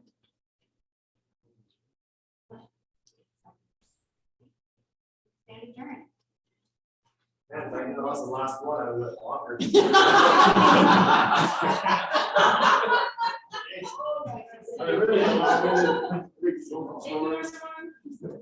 Ken, I was already over there. Nice to meet you.